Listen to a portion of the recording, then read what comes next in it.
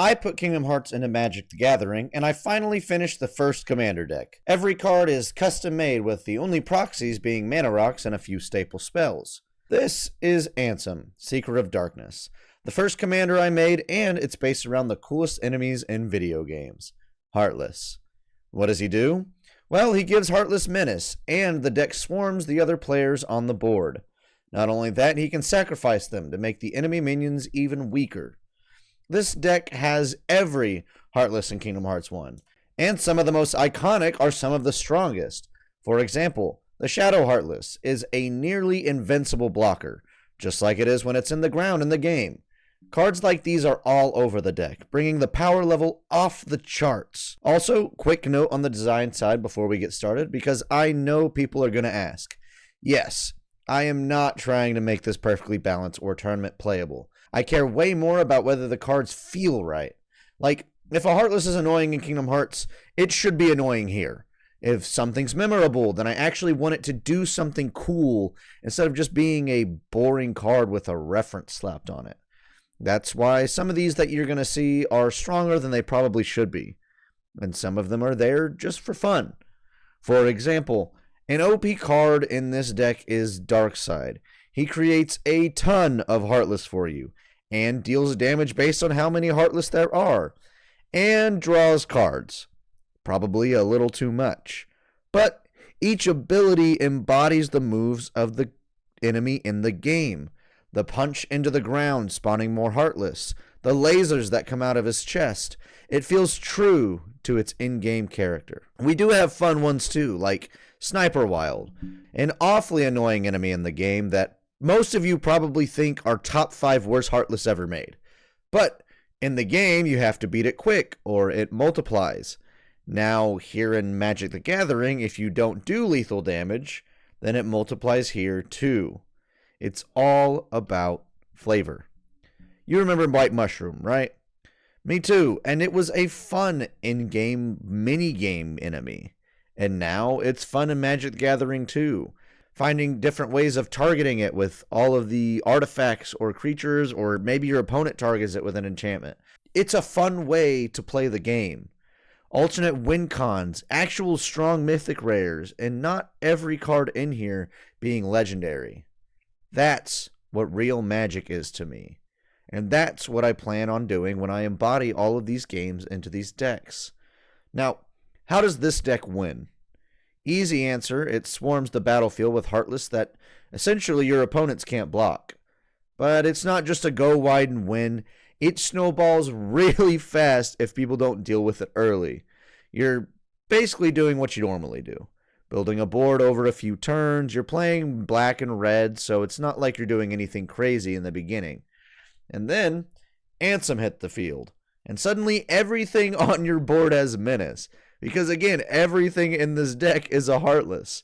Now blocking is awkward, people start taking damage, and if they do try to stabilize or block your creatures, you just start sacrificing your Heartless to shrink their board.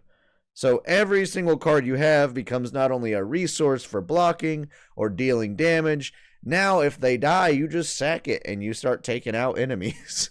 And yeah, there are a couple moments where the deck just spikes out of nowhere.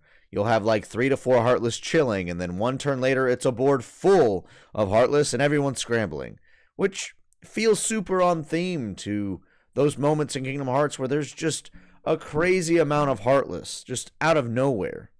If I had to describe it, it's like less one big combo and more about constant pressure. You're just slowly making the board worse for everyone else until they can't really play the game anymore. A couple of other cards that I really wanted to point out just because they're a lot of fun in here. The first one is our Black Ballad here. When it enters the battlefield, you create 2 black Heartless creatures named Black Ballad. Beginning of your end step, you choose one you control, and an opponent guesses which one you choose. If they guess correctly, you sack that creature, and if they guess wrong, everybody loses 2 life and you draw a card. Pretty fun, pretty cool, pretty nifty. Again, very on brand for what you do in Kingdom Hearts. It's a guessing game. Another one that's really fun is the Invisible. This one seems crazy OP. It has flash, it has flying, and as long as it's your turn, it has hexproof. Whenever it deals damage, that player sacks a creature, and if it ever becomes the target of a spell, you exile it, and then you bring it back at the beginning of your next end step. It is going to be nearly impossible to get rid of that card. But it is exactly how it works in the game. It causes you to have to really think. It's got a lot of health. It does a lot of damage. It really, really challenges you to do better. If you look at another card like the Door to Darkness, this one's cool because it's an artifact in here, and this deck doesn't have many artifacts. At the beginning of your end step, create 2 Heartless creature tokens with Menace. And it can't block. Whenever a creature you control dies, put a darkness counter on the door and remove 5 of them, and each opponent loses 5 life, and you draw 2 cards. And if you control 10 or more Heartless, your creatures you control get +2 and lifelink. Not going to be very hard to get this on stage. Now, it is a 6 mana artifact, so it costs a lot. These are the things that make these decks great. You know power creep is there. Magic the Gathering cards keep getting stronger, and I'm not going to be the one to stop them from getting stronger. But, yeah, basically that's the deck. This is just the first one. There's a lot more I can do with this. Different commanders, different mechanics, full archetypes based on other parts of Kingdom Hearts. And I do have more coming. But I wanted to start with Ansem first because it just made the most sense. Why not put a bunch of Heartless onto the field? Why not create a deck that swarms the board?